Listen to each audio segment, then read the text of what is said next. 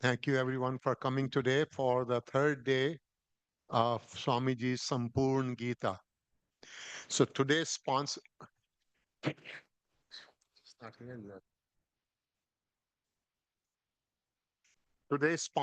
I would like to ask them to please come and light the lamp.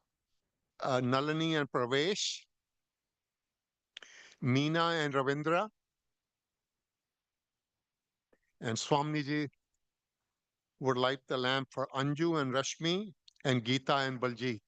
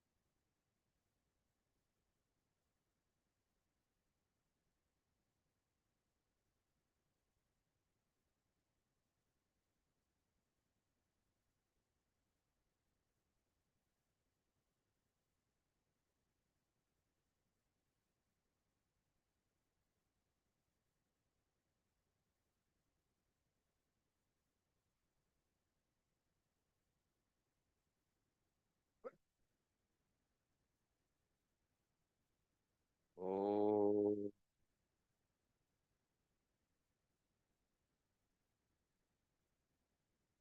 श्रीगणेशाय नमः। श्रीसरस्वत्यै नमः। श्रीसद्गुरुभ्यो नमः।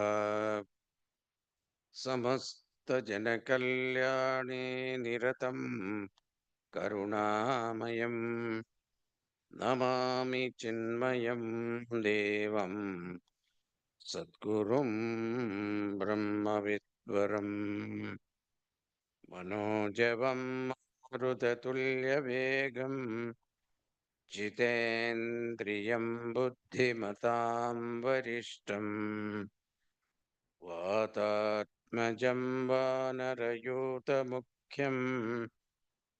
श्रीरामदूतं शिरसा नमामि।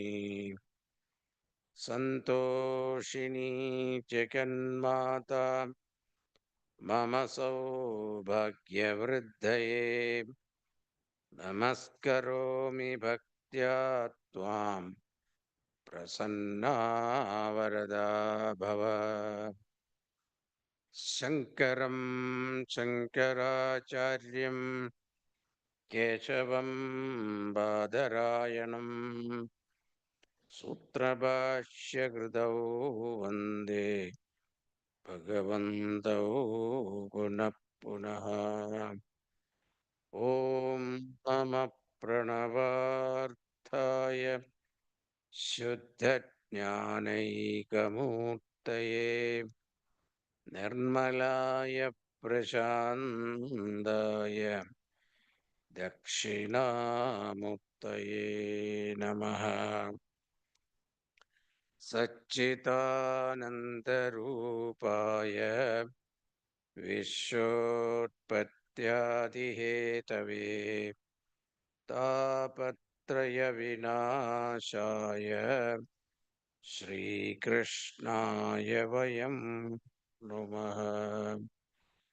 नीलाम्बुजश्यामलकोमलाङ्गं सीतासमारोपितवामभागम् पाणौ महासायकचारुचापं नमामि रामं रघुवंशनाथम्।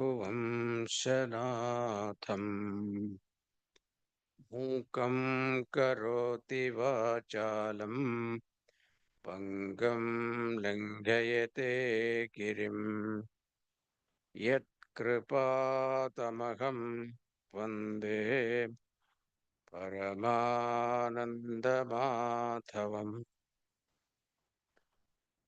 So far, we have seen the first chapter and the second chapter, and the third chapter we began, and we saw yesterday the ninth verse.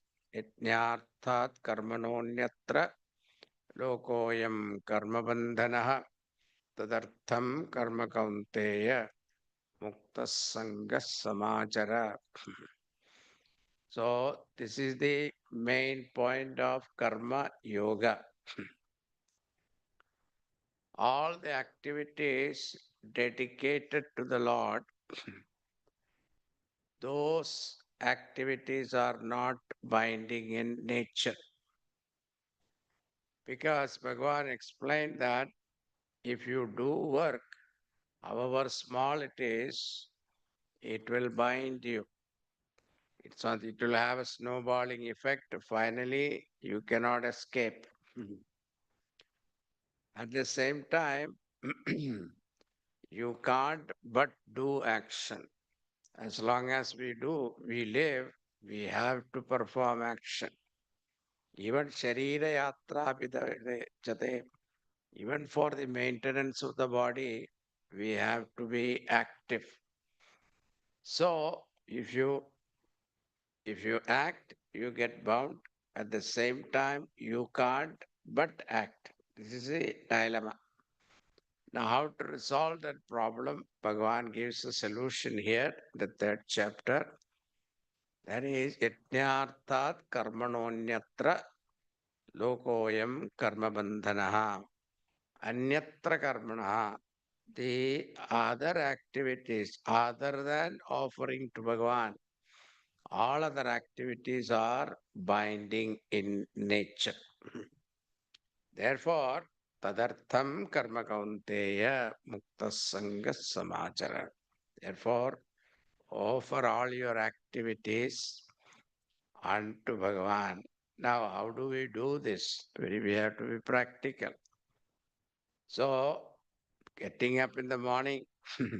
Now, that is what Bhagavan is going to say. The next verse, karma brahmotva. Karma brahmotbhavam vidhe. Brahmakshara samudbhavam. Tasma sarvagatam brahma. Nityam yajne pradishtitam. So one meaning I gave you, Yajna means Yajno vai Vishnu. So Yajna means Bhagavan Vishnu. That is one meaning.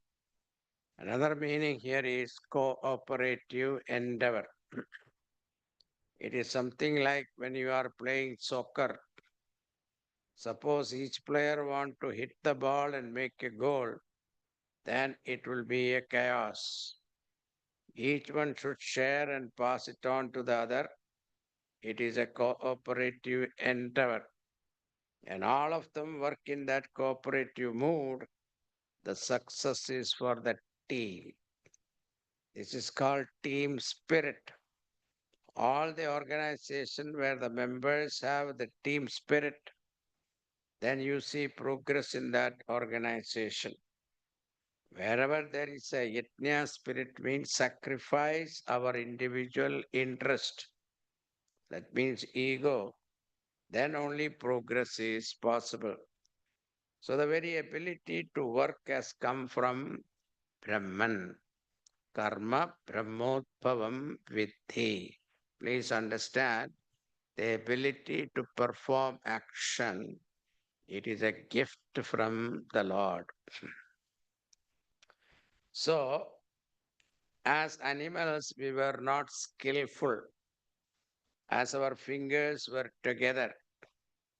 But when we evolved to a human being, according to Darwinian theory, we have evolved from what is that?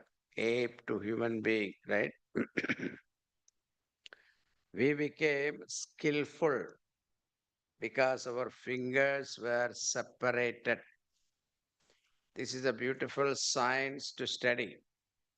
what human hands can do. That is why morning we get up and look at our hands and say, Karagre Vasate Lakshmi, Karamule Saraswati, Karamadhedu Govinda, Prabhate Karadarshanam.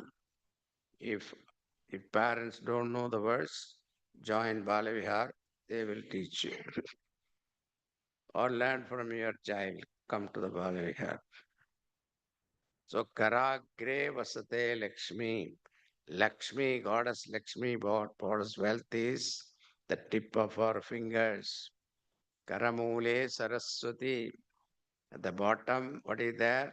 Saraswati, Goddess of learning. Karamadhedu Govinda. The middle word, Bhagavan Govinda means moksha. So Lakshmi, Saraswati, moksha. Both are in your hand. Now, what the hand stand for? Hand stands for free will, karma. With hand only you do all activities. So the self-effort is what is meant by the hand. So in our hand, with our self-effort, we can gain Lakshmi, can gain Saraswati, we can even gain moksha. So this is that we are reminding ourselves that everything is possible that is within our self-effort. And very little we realize the blessing that we have. Bhagavan is reminding that karma brahmotbhavam viddhi brahmachara samudbhavam. Therefore, the entire success of this creation is it is centered in yajna. Samartha Ramdas used to say, look at a mango tree and learn from the tree what sacrifice yajna is. It works hard and bring out the juicy mangoes. When it is ripened, not even one it takes for itself, but give all of them to the humanity. This is called yajna spirit. Gallons of water is flowing in the river. The river does not drink. The world drinks and quench their thirst. Therefore, the very nature is continuously showing us the yajna spirit. Even look at the vriksha, the trees. The trees are standing in the sun. They suffer all the weathers. But what the tree does is it gives you shade, isn't it? So this is called sacrifice yajna. Now continuing next one. Yatyatacharati shrestha tattadevetaro janaha sayat pramanam kurute lokastadanu vartate. Now Arjuna must have thought that how long I had to practice this karma yoga and why should I practice? Whenever we talk about moral and ethical values, we want the other person should be ethical and moral. When it comes to you, we say, I am perfect.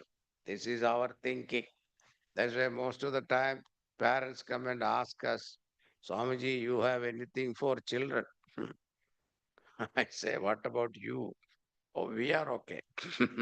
They think that they are perfect. There's a humorous joke about this. You must have heard Akbar and Birbal story, isn't it? Akbar said, I am living in Delhi, so all Delhi people should be honest. Birbal said, that is not necessary. Can you prove it? Oh, yeah, I can prove it. So Birbal went and announced that the king is going to perform a great yajna. For that, so much milk is required. Therefore, Each one of you, every family should bring 1 gallon of milk and put it in the vessel. The vessel they can pour it, but they cannot see what is inside. So he put up vessels everywhere and then announced it. It is a king announcement, so they have to do it. So each one thought that everybody is anyway bringing milk and pouring milk. If I bring water and pour, who will know it? Nobody will know it. So what the result was, next day morning, the king and the Virbal went and saw, open the vessel, what they see, water. Only water. Why? Because everybody thought the same way. So this is what happens to when it comes to practicing our dharma, practicing our values, we think that let others do it, not me. We are exception. So Arjuna is also thinking, why should I practice this? Let the world practice it. Bhagavan says, no, because yadyat acharati srishtaha tattadevetaro janaha sayat pramanam kurute lokastadanuvartade. This is the most beautiful verse. Whatever the Srishta Purusha does, he says acharati. Acharati means whatever he does, not what he preaches. People don't follow what he preaches, but whatever he does, people follow. That becomes a standard, and the whole world will follow that. But Arjuna said, I am not a Srishta Purusha, not a VIP, so why should I practice? You also think the same way. I am a householder, a humble grihastha. No, in your house, you are a Sreshta Purusha. Why? There are 2, 3 children looking up to you. The child think that my dad knows everything. That is why whatever you do, you have to be careful. Why? Children will copy it immediately. So that's why body language, you say now so much study is there, the body language. You don't have to teach them, they will copy you automatically. Even if you tell them not to do it, but they will pick up your habit. Suppose the father is a chain smoker and he knows the problem of smoking and he doesn't want his son to follow it. He tells the child, son, don't you ever think of smoking. But what the child will do, with pencil, he will practice smoking. So, whatever you do, that becomes pramanam, standard. In this society, you see, whatever great people did, that became the standard. Mahatma Gandhi was wearing a topi. That Gandhi topi became a great fashion among politicians even now. When Indira Gandhi was ruling, she had these 2 hairs, white on top of her head. All the society ladies in Delhi on those days dyed their hair to copy her. When Michael Jackson was living, all these youngsters, what did they do? That they say it is a moonwalking.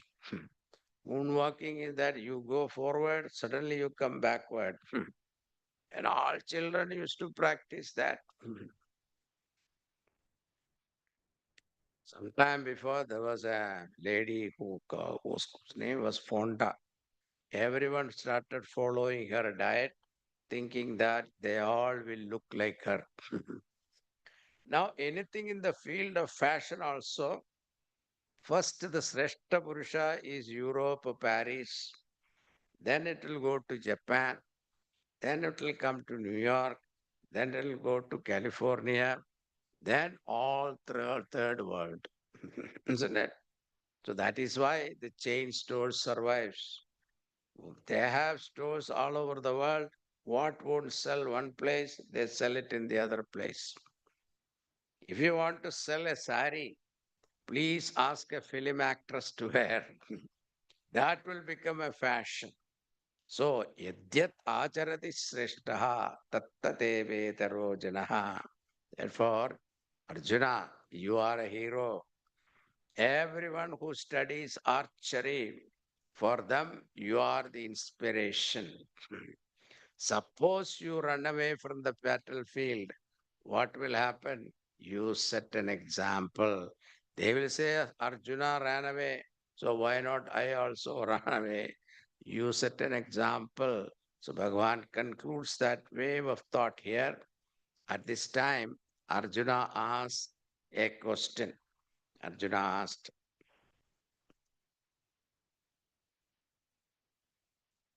is not there? Athakena prayuktoyam. Oh, no, before that. Okay, all right. Athakena prayuktoyam papam charati purushaha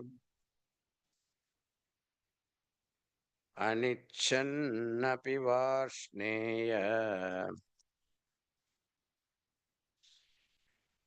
balativa niyojitaha.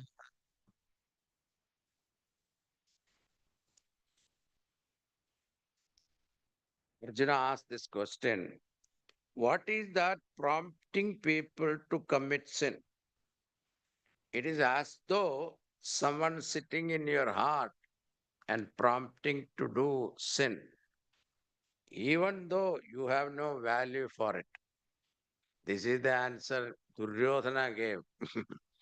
Duryodhana was asked, why are you so evil?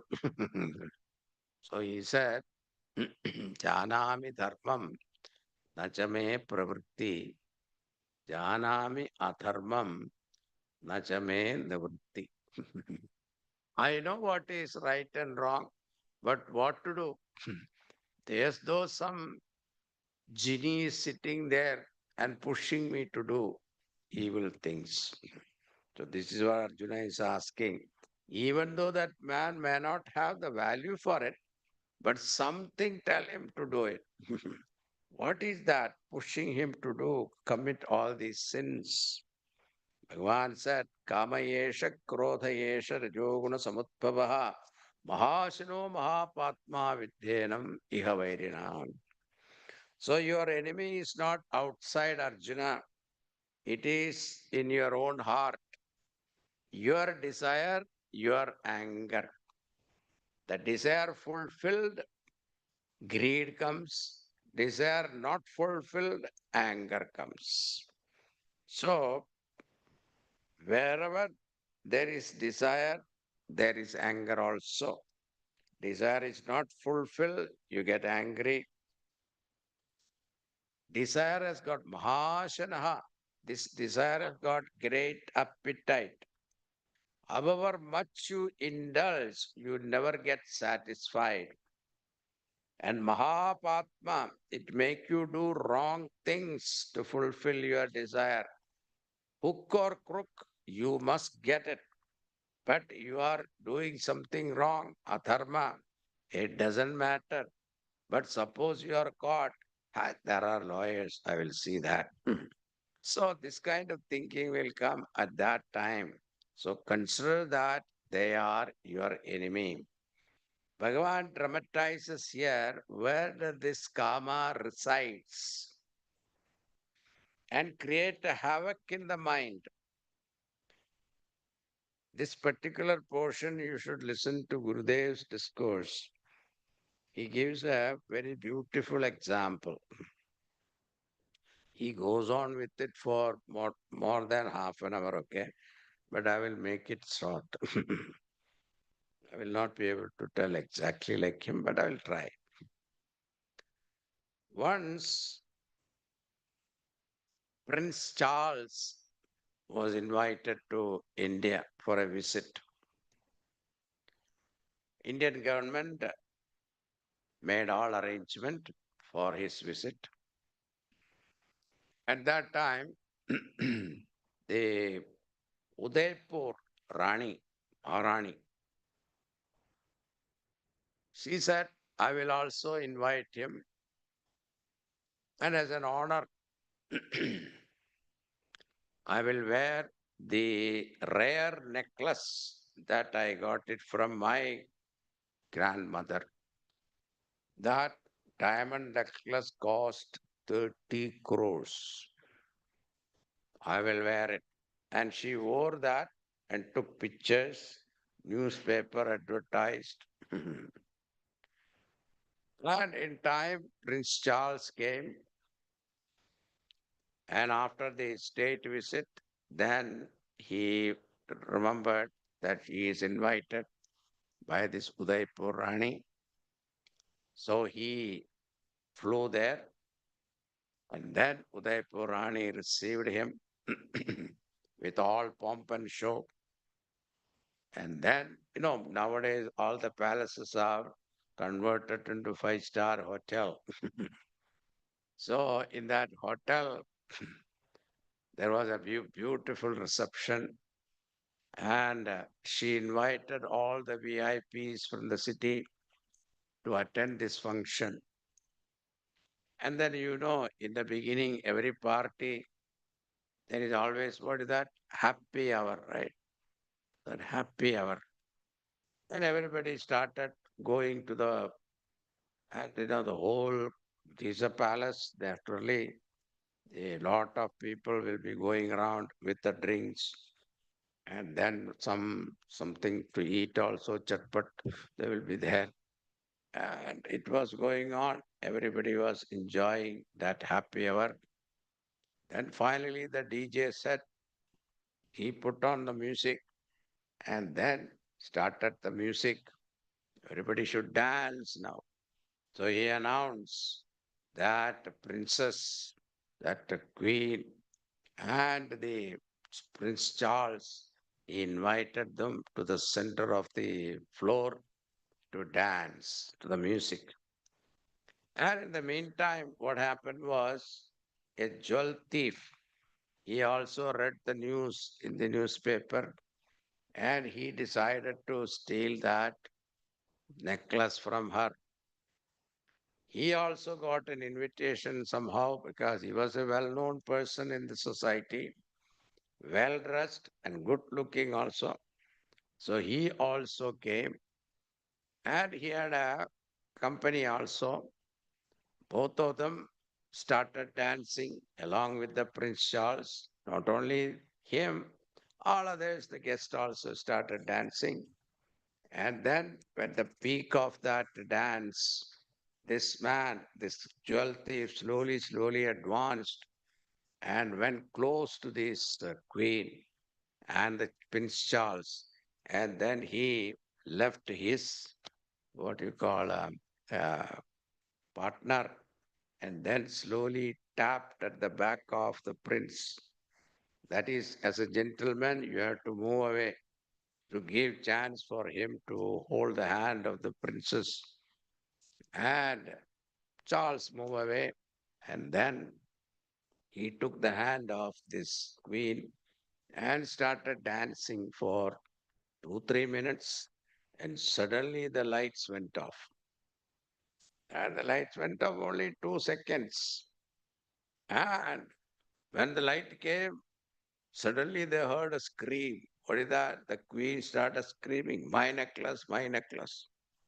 Immediately, the thief who was dancing with her, he took charge immediately. He said, nobody should go out of this room. Everybody will be checked. You can check me also. He said, what he has done during that blackout, he swiftly removed the necklace and covered it in his handkerchief and threw it through the window. And his accomplice received it. And he has gone 5 miles away. So naturally, even if somebody search him, nothing can be seen. Even the whole party was spoiled. Not only that, including Prince Charles were checked. so, so finally, what happened? The case came to this DIG, the police, and they have a record of people. There are different kinds of thieves. One is a pickpocketer. They are interested only in taking money from your pocket, that is all. There are people who come to your house with a truck.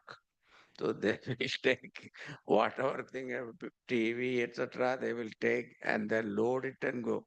That is another type of thief. But this type of thief, this is the specialized thief that is called jewel thief. And they are not one, they are a gang. So it is a joint venture. It's not one person activity. So many people are involved there. So they found out a gang who are specialized in jewel thief.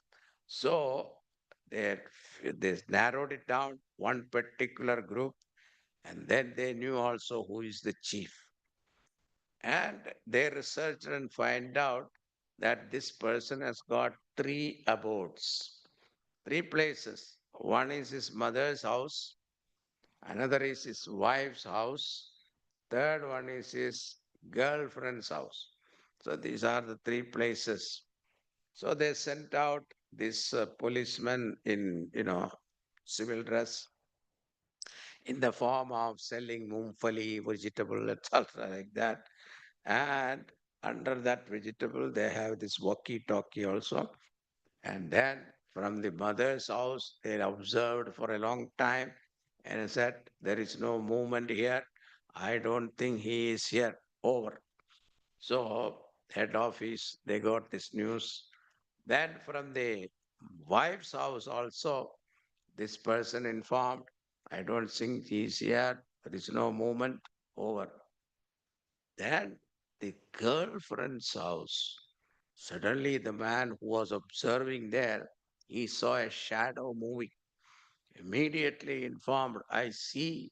It looks like he is here. I see some movement. Please come. Immediately, the whole police gang came, then went to the house. When they looked around, nobody is there except his girlfriend. So they were disappointed. As they were coming out,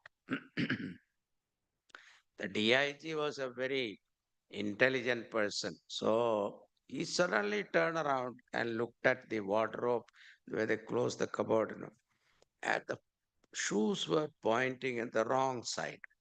So suddenly he got a doubt. Oh, oh. He went and opened it. The man is standing there. So he caught him. Now, this is a story, only this much, okay? What happened after? What happened afterwards? So this much only. So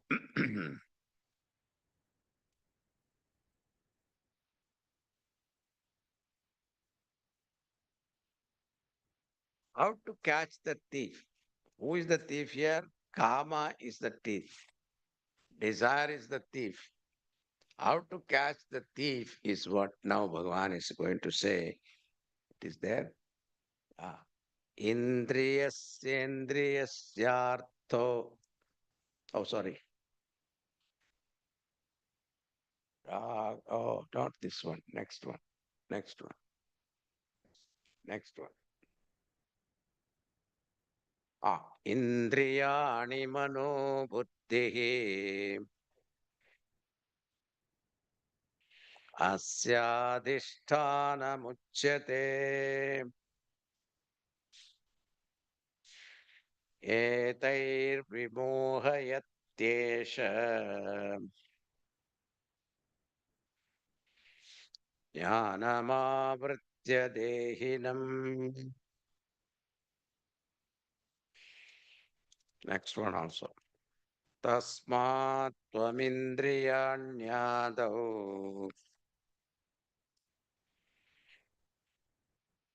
नियम्य भरतर्षभ पात्मानं प्रजहिह्येनम् ज्ञानविज्ञाननाशनम्. The abode of Kama is Indriyas, mind, and Buddhi. Indriyani manobuddhihi asya adhishtanam uchyate.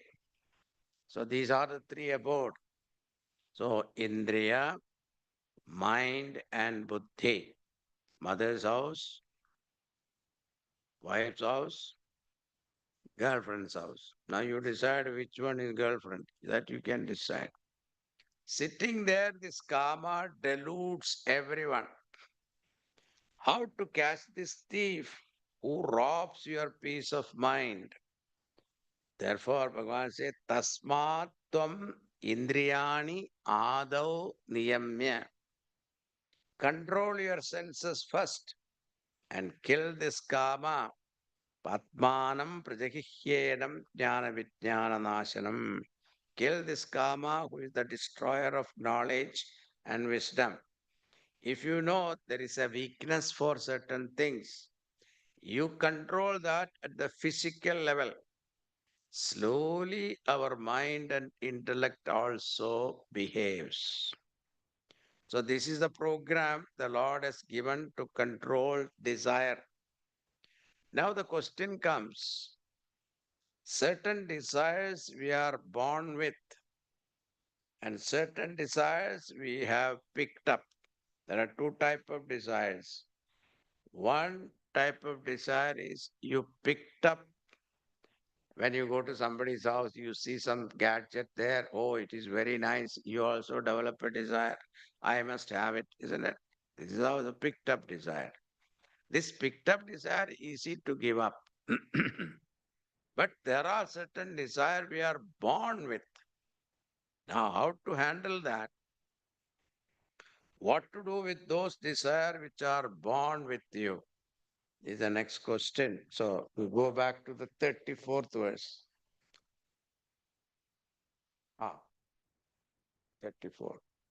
34. Next one. Ah, say correct.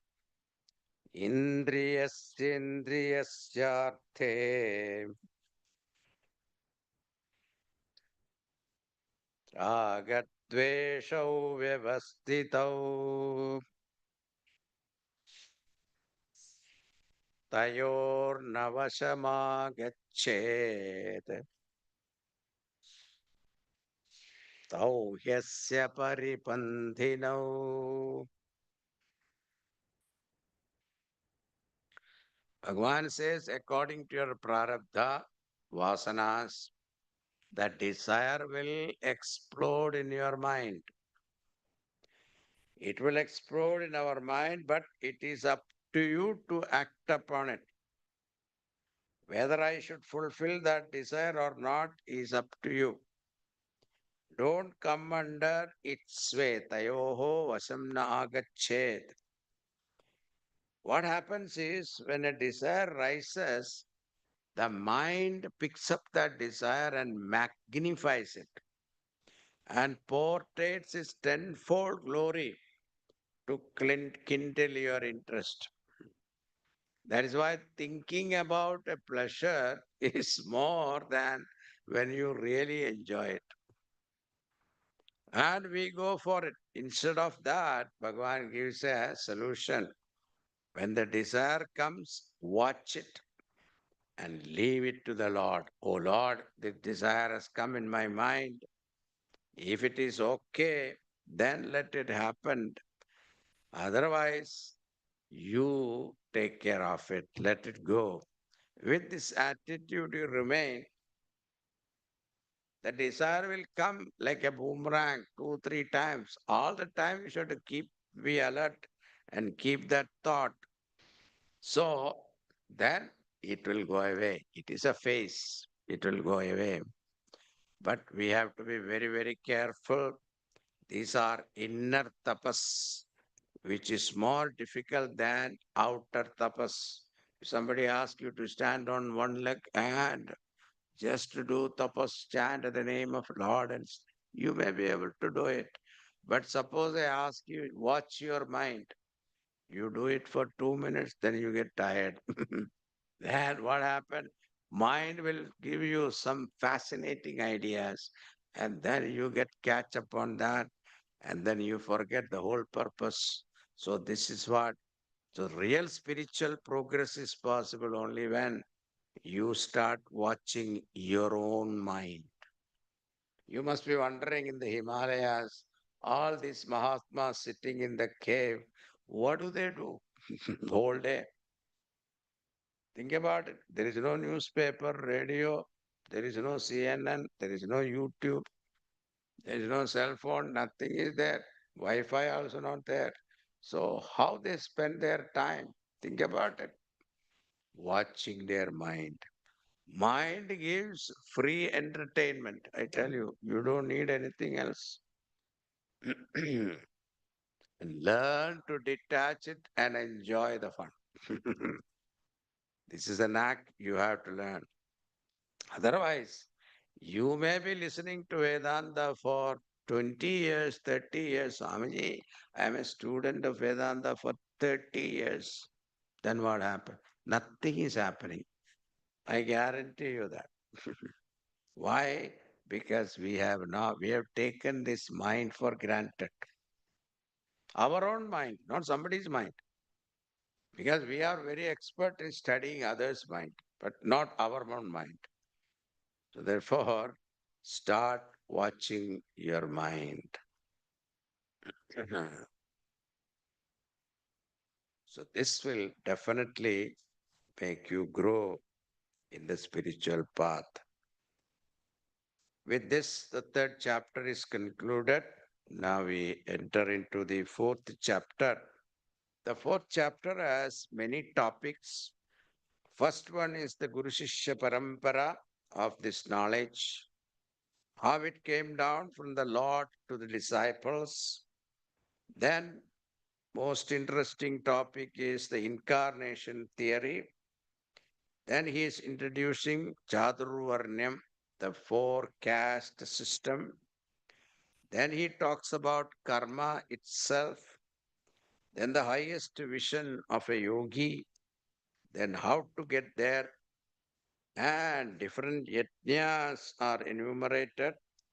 And then Bhagavan praises Jnanam and who is Athikari for this knowledge. So there are 5 or 6 topics are there. This is one of the most beautiful chapters in Bhagavad Gita. Now Sri Bhagavan Vacha. Sri Bhagavan Vacha. Imam vivasvate yogam proktavanaham avyayam vivaswan manave praha manurichvakave bravit. After the third chapter, the Lord is not waiting for Arjuna to ask question. He himself starts the topic because he wanted to introduce this knowledge which has come down through Guru Shishya Parampara. Bhagavan said, I taught this knowledge in the beginning of creation to Surya Bhagavan, Sun God. And then he taught it to Manu and Manu to Ikshvaku, etc. So through this Guru Shishya Parampara, this learning has come down. So the first Guru is Lord Narayana himself.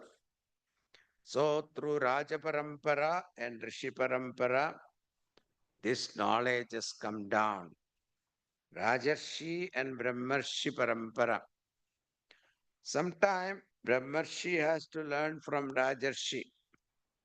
There are a few examples in Chandogya Upanishad and Brihadaranyaka Upanishad also, where a Raja is teaching to a Brahmana. So Arjuna is a very alert student. He asks, how come you taught this to Vivaswan, sun god, who was there from the beginning of creation? And your birth happened on the Ashtami Rohini day at the time of Mahabharata war. both Lord Krishna and Arjuna's age was 82-year-old. Those days they lived longer. Bhagavan lived 124 years according to Bhagavatam. So 82 is a prime age.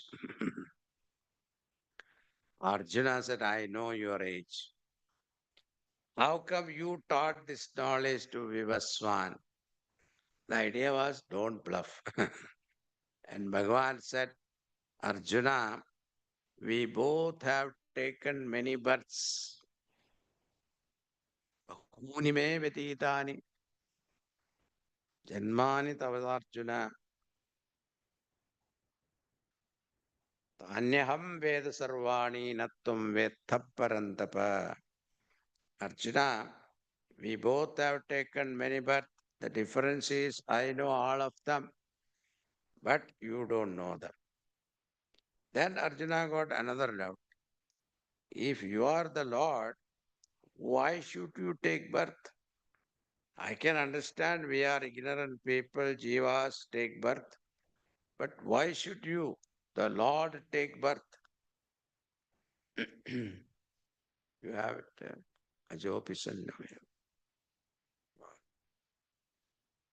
So Bhagavan said, Ajopisanna avyayatma bhutanam ishyaropisanna prakritim swam adhisthaya sambhavami atma mayaya. Keeping maya under control, I come into existence. For what? Actually, we should not ask that question, but we still ask. So Bhagavan gives yata yata hi dharmasya glanirбhavati bharata apyutthanamatarmasya tadatmanam srijamyaham. Next one. Paritranaya sadhunam vinashaya cha dushkritam dharma samsthapanarthaya sambhavami yuge yuge.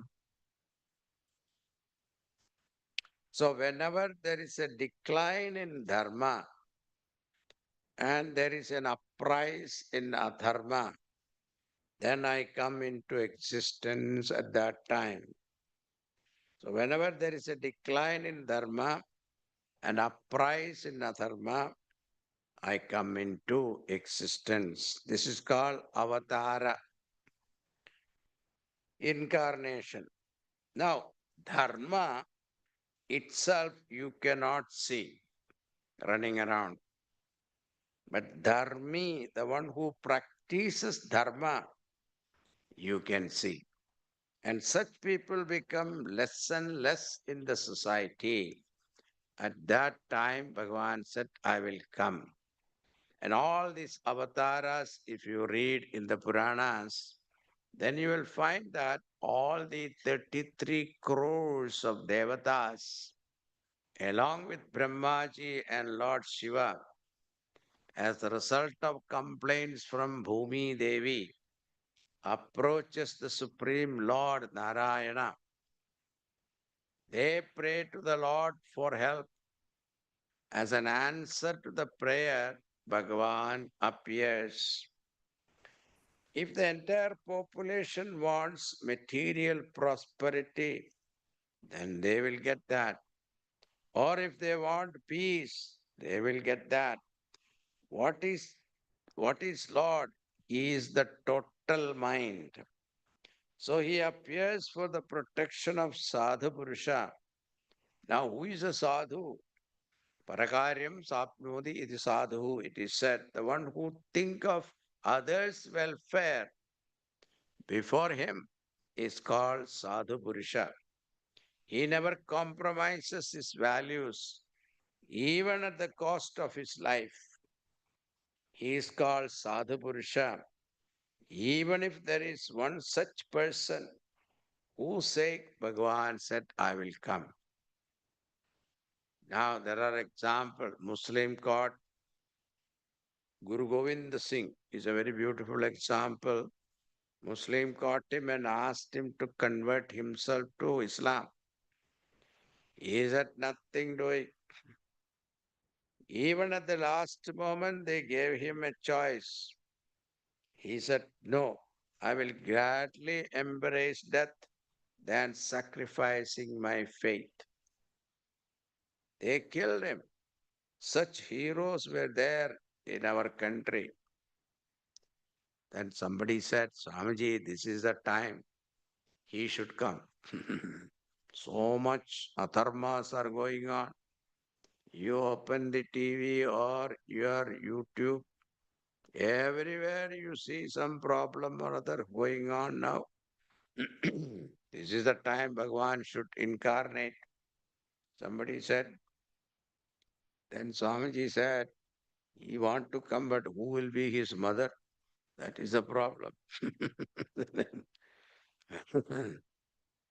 And one person asked Swamiji that, so much atrocities going on. Bhagavan should come. Gurudev said, for you, I am enough. He says, why God has to come from all the way? With that pure heart to receive him. So, paritranaya sadhunam vinashaya dushkridam dharma samsthapanarthaya sambhavami yuge yuge. This incarnation theory is unique in Hinduism. That Lord coming down to earth and destroying the evil tendencies in the mind, not just killing them, but purify them to receive his blessings. Even if he kills them, he gives them higher world. Now the question is, Bhagavan, when you are here, everyone follow dharma. But when you go away, what will happen? This is the question asked in Bhagavatam also. Dharma sharanam gadaha. So where did this dharma took refuge after Bhagavan went away? So how do you maintain the law and order situation? Sometimes the cop's car is parked on the road. Everyone follow the rule, isn't it? But no one is on the road. Then what happened? Hit the accelerator, isn't it? Therefore, how do you maintain the law and order situation? Bhagavan said, I have a foolproof method. What is that? Chaturvarnyam maya. Next one. Chaturvarnyam maya srishtam गुणकर्म विभागशः तस्य कर्तारमपि माम् वेद्य कर्तारमव्ययम्.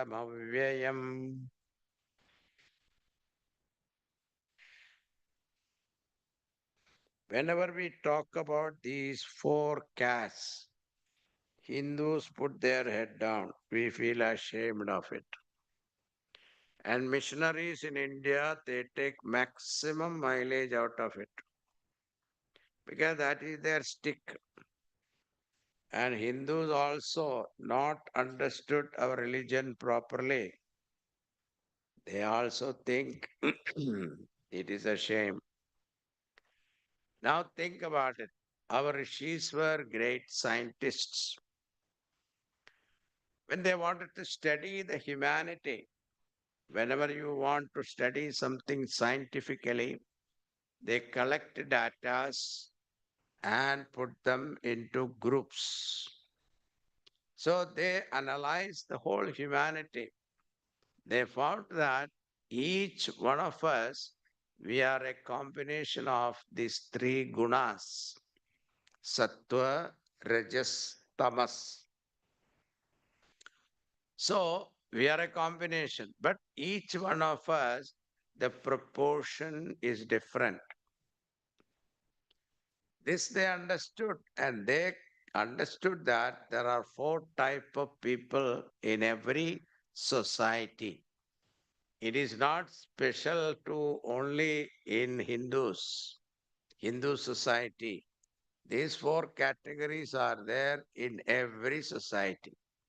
Wherever human beings are there, you can find these four type of people. And they found out that, see, not for analysis, let us say, sattva means purity, rajas means activity, ambition, tamas means indolence, inertia, procrastination. These are the qualities. Now, for analysis, you see, suppose a person has got 85% sattva and then 10% rajas and 5% tamas. Such a person is called Brahmana. Now, what are the characteristics of a Brahmana given in our scriptures? They are research scholars, they are thinkers. So that's why Brahmanas are they are the teachers. Swadhyaya Pravachanam. They study the scriptures and teach the scriptures. This is their job. So this is now Brahmana, the scientists are there in every society. Western society also there are scientists. They don't even worry about there are great scientists who has contributed to the community. So it is not only in India. These Brahmanas are there. Brahmanas are there in every society. You may not like the name Brahmana, you can change it also. Alpha, beta, gamma, or something you can put. It doesn't matter to us. Now the second category is Kshatriyas. Kshatriyas means now there it is 85% Rajas first place. Second place, 10% Sattva, then 5% Tamas. They are called Kshatriyas means political leaders. Because of the Sattva second place, they are hyperactive people, leader class, but they sacrifice their life, whole life for the sake of the community, society, nation. Such politicians are very rare. And that is why in our country you can see such politicians were there. That is why today we are enjoying the freedom. Then they sacrificed their life. Lokamanya Tilak and then Ranade and all that, those people were great politicians. Now, what do? They work hard, but their intention is so pure to uplift the society, lead the society to the prosperity and security. These are their Kshatriyas. Now you see politicians are there in every society, isn't it? Here also, America also, there are politicians. Which society doesn't have politicians? Every society has politicians. Then the third category is Vaishyas, called business people. They have 85% Rajas, but the second place is 10% Tamas, then 5% Sattva, the third place. Because of the Tamas second place, they are also hyperactive people, but all the activities are for their individual benefit. This is called Vaishya Sabhava, means business class. Now the third one, fourth one is called the labor class, Shudras. So there it is what 85% tamas and 10% rajas and 5% sattva. This is the proportion in which the Vaishyas, no, sorry, the Shudras, Shudra means labor class. Now, in a welfare society, you see People live on welfare, isn't it? They don't want to work. There are generations living on welfare, social welfare, isn't it? They don't want to work. They live for the day. But all the four categories are required in every society. Only then society will grow. Why? Because now suppose you want to build a house. Think about it. You bought a small plot, a land, empty land, and you want to build a house. What do you need? First is an architect who has to visualize the building, isn't it? This will be your bedroom. This will be your kitchen. Yeah, this will be the, what you call opening or entrance. Like this, all these things you will, visualize. You are not able to visualize, but the architect will visualize that. And you have a drawing. You go to the township and get the permit. That is not going to build the house. The second one is you need a person, a project manager, isn't it? That is called Kshatriya. You need a project manager to uh, put together everything, isn't it? And who is the contractor? From where you get the cement, where you get this, what do you call the infrastructure, and all those things. Somebody has to put together everything called the project manager. You have a project manager, you have a drawing, still building will not come. The third aspect is very important money, isn't it? So you need a Vaishya. So in our ashram, we have to have everybody. Brahmana is required, Kshatriya is required, Vaishya is very important because they are the business people know how to ask money. You and I go and ask money, even if they want to give, they won't give. But these people, business people, have got a peculiar way of asking, make you feel that, you will be grateful that you are giving money. That kinds of thing. Somebody said, who is a statesman? Is that they will tell you to go to hell in such a way that you look forward going there. That kind of a language you should know. I call Vaishya Swabhavaha. Then comes Shudra. So you have money, you have a project manager, you have a drawing, but still building will not come. You have to have some physical worker.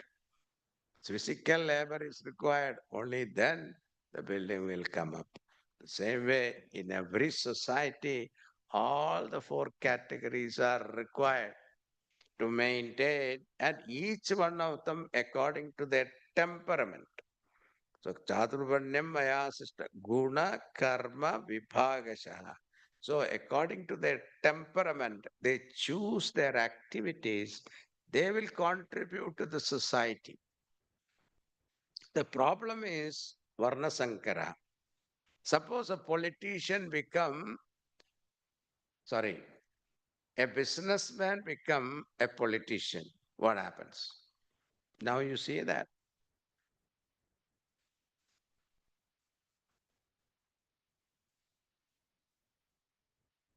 Suppose a Brahmana become politician. He was elected and became president or what you call prime minister. Then what happened? He is brilliant. Brilliant ideas are there. But he cannot execute. He doesn't have the courage to execute. That is why all Brahmanas here, they are all consultant. They will tell you what to do with your money. But with their money, they will be keeping safely somewhere. They don't have that adventurous mind. That adventurous mind comes only when Kshatraviryam and Brahma Tejas both works together. Suppose a Shudra become, let us say, a politician. Because there are so many hue and cry going on in India. The Dalits should be promoted and they will become politician. And we tried that also. What happened? He will never take any decision. Postpone the decision. What happened? The whole country will collapse.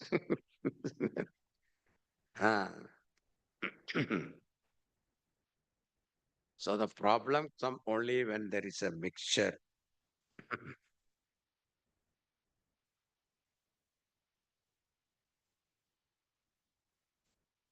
And Bhagavan, so if everybody later on 18th chapter also Bhagavan say, Sve Sve Karmani Abhirataha. Each one of them pick up their job according to their temperament, then they will contribute to the society.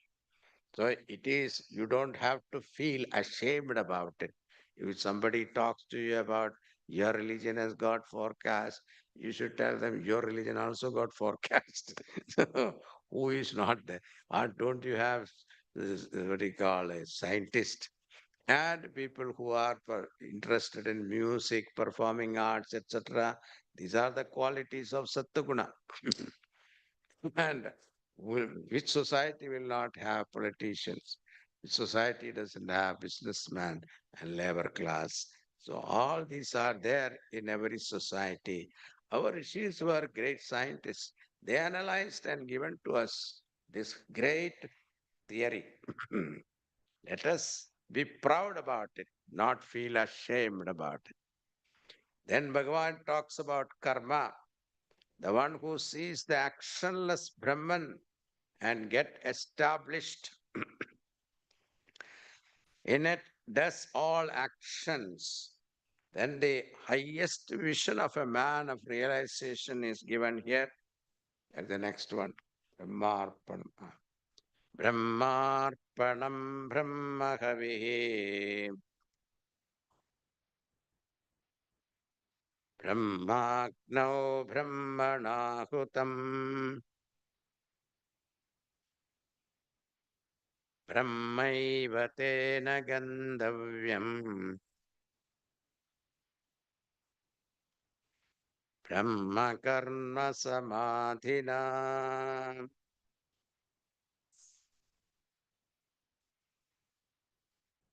Arjuna must have thought, having practiced karma yoga, has anyone attained that state of perfection? And what will be his nature? Bhagavan said, many have attained that state. Then what will be his vision? So that is what is given here, Brahmarpanam, Brahmahavi, etc. This example is taken from a Havan Kund.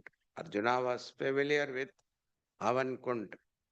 There is a turf made, fire is kindled, Ritviks will be there, and they offer ghee, chanting mantras.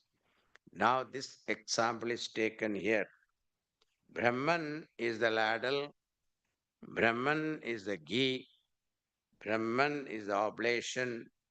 The person who is pouring the ghee into the Havan Kund is also Brahman. And unto whom this offering is directed, that is also Brahman. The one who sees the Lord everywhere and in everyone. Not only he is Brahman, but he sees that Brahman everywhere. To understand this, I will give you an example.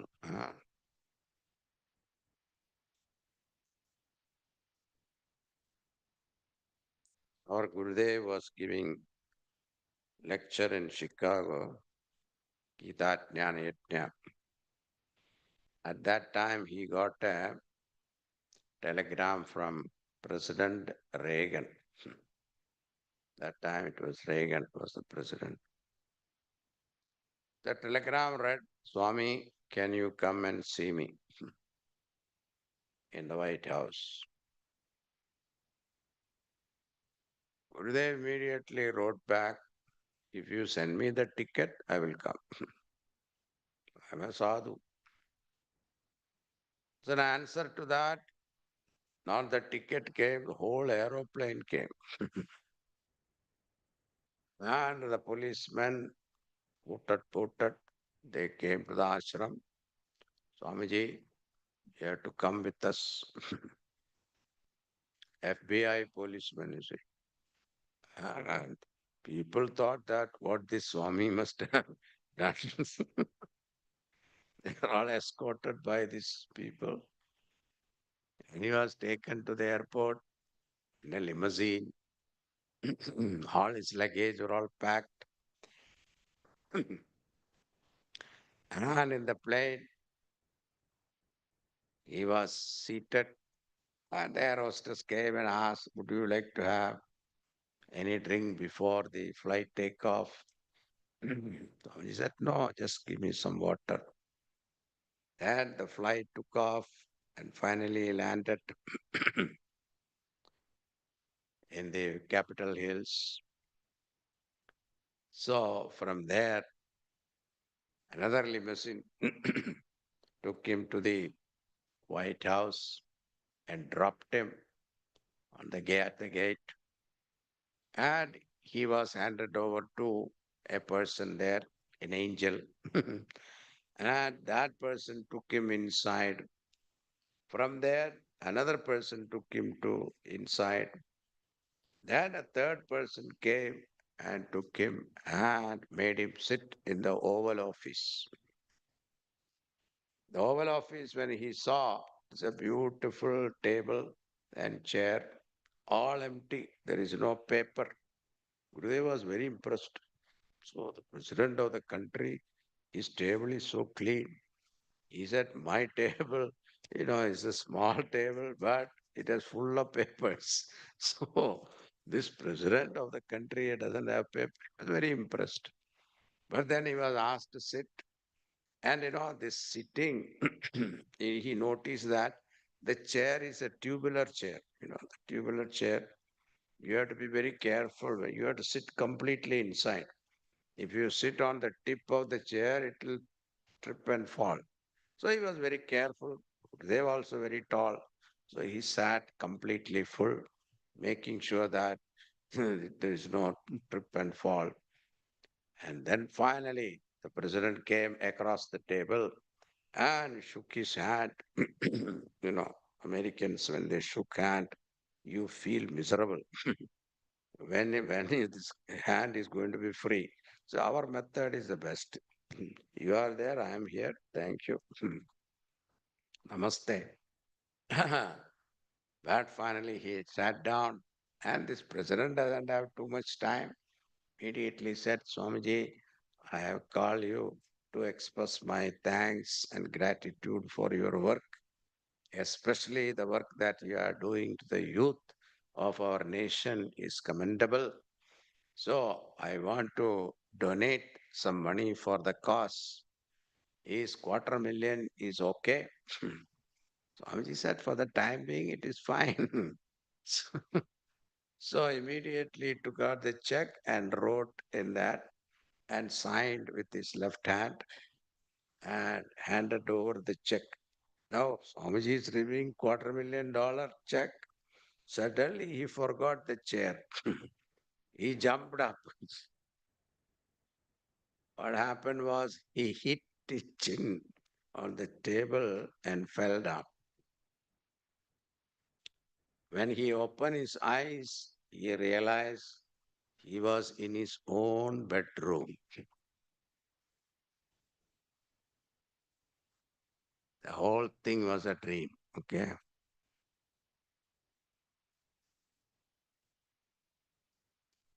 But after getting up from his dream, will he regret? I should have touched the check and then got up. Ah, there is no regrets. Why? Because the entire thing was dream. Now, think about it. In this dream, the policeman, the aircraft, the air hostess, the limousine, the White House, the Oval Office, the president, the check, the tubular chair, everything was what? Your own mind, isn't it?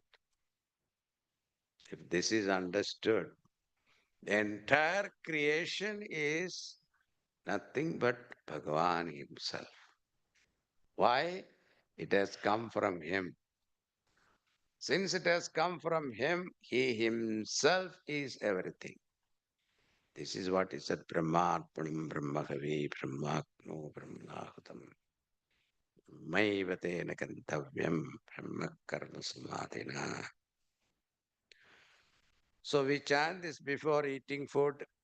The idea is that food is also Lord and the eater is also God. More of it you will see in the 15th chapter.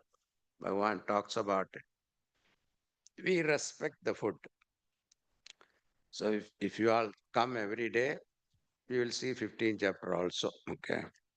So we have seen the vision of the Jivan Mukta Purusha. Now the question comes naturally, how do we get there? So Bhagavan enumerate 12 different kinds of yajnas. In this fourth chapter alone, you will see Bhagavan revolutionizes the very word yajna. Because the moment you hear yajna, you think that it is a Havan Kund, some Ritvik standing there and chanting mantras, etc. This is what we think. But here, Bhagavan revolutionizes. He says any activities can be converted to a yajna. You don't need a Havan Kund, Ritviks or mantras. It is the thought, the bhavana that makes the yajna. So he enumerates different yajnas. Dravya yajna, tapo yajna, swadhyaya yajna, jnana yajna. What we are doing now is a yajna, jnana yajna. So dravya yajna means giving material thing, distribute dhanam to people. That is dravya yajna. And swadhyaya yajna means every day read a few verses in Bhagavad Gita with the commentary. That is also Swadhyaya Yajna. So all the material activities also can be converted into a yajna. If your attitude is that I am offering this to the Lord. So when you are cooking, that also become a yajna. If your attitude is that I am offering this for my Lord. Yeah. If you cannot do all those yajnas, 12 yajnas he enumerated, finally he says, if you cannot do all, some people are like that. Bhagavan understand that.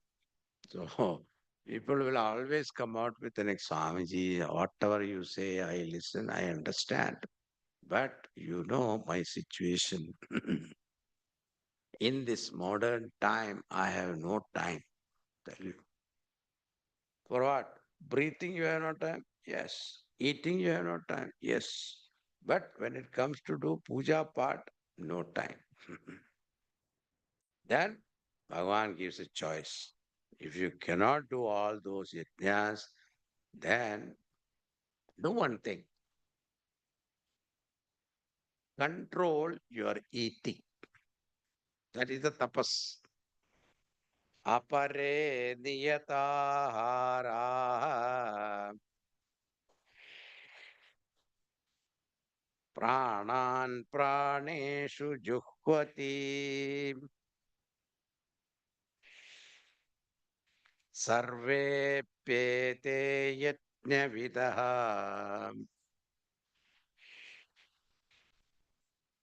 यज्ञक्षपितकल्मषाः. If none of those yajnas you can practice, control your eating. Discipline in eating is also can be considered a yajna. In Ayurveda, Charaka, who wrote one of the Ayurveda book, he says, Purayet asanena ardham. तृतीयम् उदकेन तु वायुसञ्चरणार्थाय चतुर्थम् अवशेषयेत्. Half your stomach filled with solid. 1/4 of your stomach filled with liquids. The remaining portion, leave it free. Vayu sancharanarthaya, because the food has to rotate in the stomach. No? Up to the tonsils you eat, there is no place for Bhagavan to rotate the food.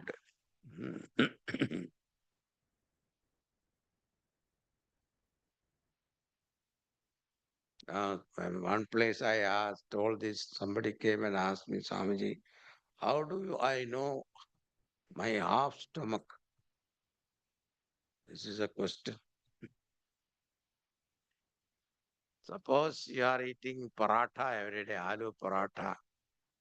10 aloo paratha you eat for breakfast. See what happens. If it is full up to the tonsils, it has come. Next day, make it half. That is all. It's not necessary, I tell you. When you go to somebody's party, because when they cook at home, they don't feel hungry, they say. Because smelling the food, you don't feel hungry. When you go to somebody's party, you feel very hungry. That's why I have seen in all our camps, mission camps, people come there, they feel always hungry. I don't know why. Because they don't cook. We are cooking there. That is why the camp is successful if the food is successful. Lecture, nobody questions, nobody bothers. So, if you go to somebody's house for a party, there will be buffet dinner, isn't it? Most of them are buffet dinner.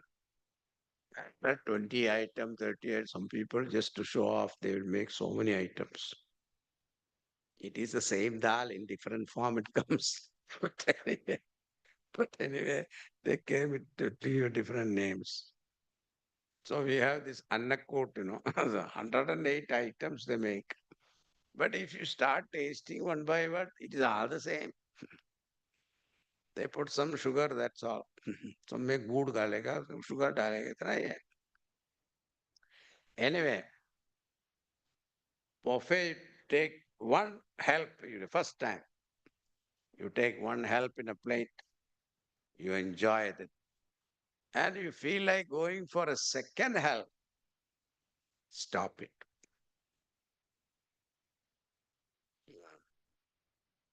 That is Purayet Achanena Artham.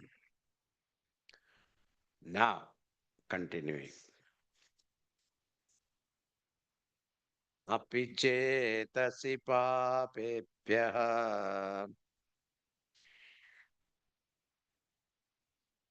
सर्वेभ्यः पापकृत्तमः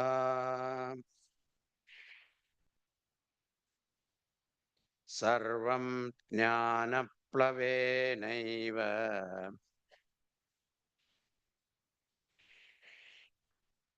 वृचिनं सन्तरिष्यसि.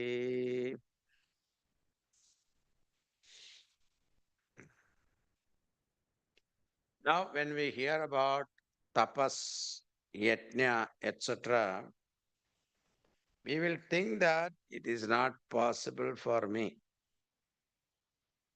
Swami, tell something that is I can do.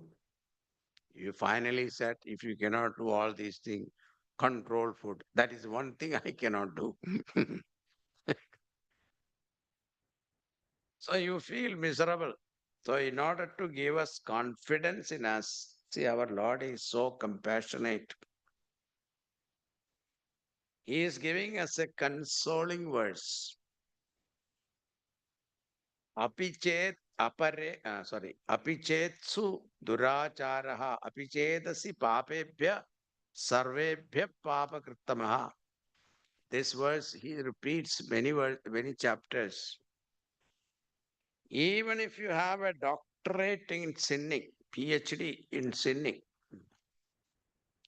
once you have this knowledge of the higher, you will cross over samsara using the boat of sarvam jnana plavenaiva virginam santarishyasi. So there is a hope that don't think that you are a sinner and I have no hope. Bhagavan says, even if you have a doctorate in sinning, you come to this path, Bhagavan will lift you. Then Bhagavan said, Nahi jnanena satrisham pavitramiha vidyate tat swayam yoga samsiddhaha kalena atmani vindati. There is nothing equal to jnanam because knowledge destroys the sinner. All praychitta karmas removes or neutralize the sin. But that doesn't mean that you will not do sin again. See, there is a joke about it. You take bath in Ganges, your papa will be destroyed, isn't it? That is a faith. But one Mahatma was telling me that in Rishikesh,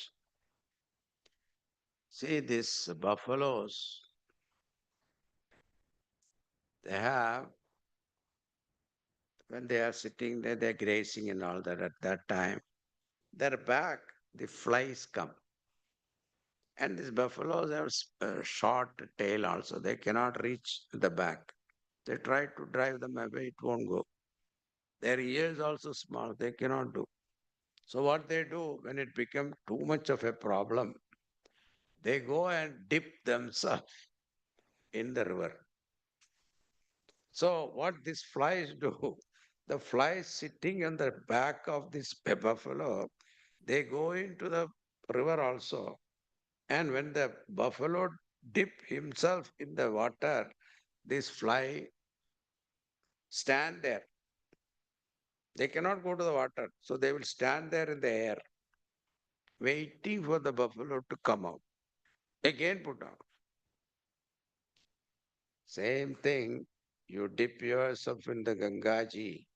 Our papas will lift, they will wait. The, the moment you come out, sit again. They're not. All confession in the churches, what happens? Sunday he will go to the priest and say, Father, I have sinned. You give a list. Father listen to it and say, you take Hail Mary 108 times, your sin will be absolved. And he feel very good, wonderful. The next day morning he feel what? Now I am good. Start doing again. So again another Sunday, Kumbhasaram. So this is what is called the Kunjara Snanam. It is like a taking bath, the elephant taking bath. This is what happens to us. So Bhagavan said, all purificatory rituals, karmas will remove your sin, okay, but the sinner is still there. The one who commits sin is always there. As long as he is there, there is no way you can get out of sin. Therefore, Jnanam is the one who, what makes you a sinner? It is ignorance. Ignorance means what? Not about the material world or things. Ignorance about my own real nature. That is the one that deludes us, makes you commit sin. Sin means doing atharmic activities. So the ignorance can go only with the opposite. That is called jnanam. So that for Bhagavan praises this. Nahit jnanena satrisham pavitram iha vidyate. Tat swayam yoga samsiddha kale natmani vindati. So resort to that jnana yoga, path of inquiry. With that, you will achire nati gacchati kale natmani vindati. In time, you will attain perfection. With this, The fourth chapter is also we have concluded. With that, we enter into the fifth chapter. We will start and then we'll see tomorrow. Arjuna Uvacha Sannyasam Karmanam Krishna Punaryogam Cha Samshasi Yachreyaetayorekam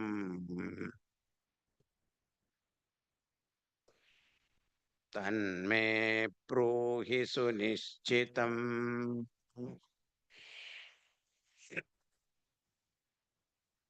Arjuna said, O Lord, you praise one side, renunciation of action, and again you praise yoga, means performance of action. Karma yoga you praise, and then you praise also sannyasa. Tell me conclusively, which one should I take? It looks like the same question he posed in the third chapter also. But here, after listening to Bhagavan, Arjuna has improved in his thinking. What is that? Sannyasa has got three levels, three types of sannyasas are there. One is called Vidvat sannyasa, another is called Vividisha sannyasa, third one is called Apat sannyasa. Three types of sannyasas are there. Now a person who is born sannyasi, the one who has no interest in worldly joys, like example Ramtirth Maharaj, Swami Ramatirth, it was said when he was about to get married and the Panditji was chanting the mantra Mangalya Tandunanena Mama Jivana Vibhushana. And when he was tying the Mangala Sutra, this mantra is chanted. That means what? I am getting tied to this lady for the whole life. When he understood the meaning, he ran away. That is why nowadays in wedding you go, there is a lot of noise they make. So you won't hear the mantra.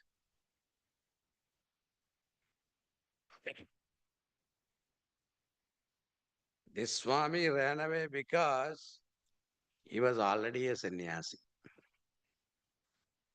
You and I will not run away because this is what everybody does. I asked one youngster, he came to seek blessing from me. He is getting married. I asked him a foolish question. Why are you getting married? He looked at me because nobody asked him that question. He looked at me and said, और क्या करें? What else to do?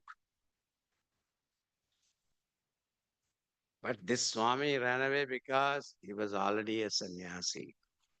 It's called Vidya Sannyasa.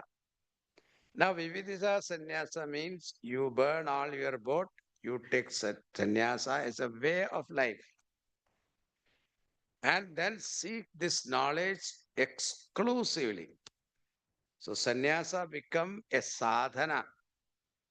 Now, Arjuna's question is, why not I take sannyasa as a sadhana? I don't have to go through the torture of this battlefield.